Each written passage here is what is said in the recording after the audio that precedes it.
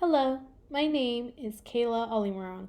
I used to work at Starbucks for 7 years. I was a barista and then a trainer and slowly worked my way up the ladder into an assistant store manager. I recently quit due to a better job opportunity, but I will still reference my previous job due to the fact that I currently work alone as a manager. Some things that really stood out to me in this class is the traits of leadership. And although we all have these traits, I would like to refine mine into developing myself into a better leader with more knowledge and care, not only for my team and company, but also for myself. The three traits I'm looking forward to developing more in are confidence, charisma, and sociability. Refining or fine tuning these attributes will help me grow into a stronger leader with self confidence. I can assure my team that I know how to do my job and the task being asked of me, with my team on board that they can follow and accomplish their own personal goals as well. With charisma as a trait in leadership, I can influence my team as well as others to do good and act with dignity and respect while leading with transparency. And finally, sociability. Being developed as a leader, I create a network of people and my peers with honesty and trust that they can depend on me.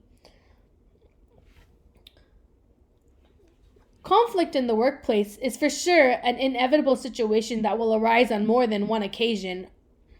The best way to work through conflict is to work through them rather than brushing them aside as if they don't exist.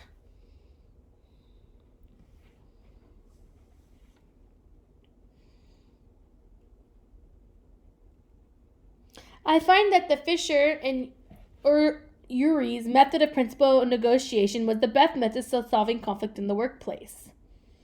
Following their principles will keep conflict in proper context and create an environment for learning instead of hostility. At the store, there is always an opportunity to manage conflict, and you will quickly learn that it is inevitable.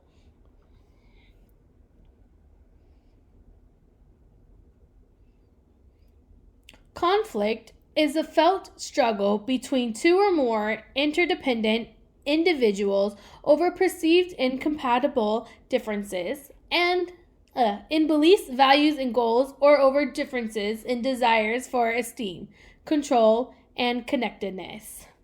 Keeping the people involved out of the conflict will enable ourselves as leaders to not focus on the problem but each other's uniqueness and that certain something that we all bring to the business.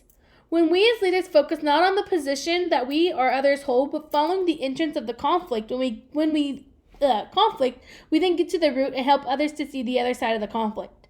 Also, as a leader, I hope to put this principle into practice the most, which is never take a side and find a middle ground. It's not about who's right or wrong, but how we come to an agreement on both sides that allow us to work together and still obtain our goals. Finally, insist on using objective criteria, which means to follow principles instead of pressure or looking at the conflict in an unbiased lens. Following these methods will help us as leaders become better at managing conflict and developing ourselves into having a growth mindset as a leader. I see great successes in my future if I can incorporate these few keys mentioned into my leadership style. Thank you for all the amazing lessons thus far.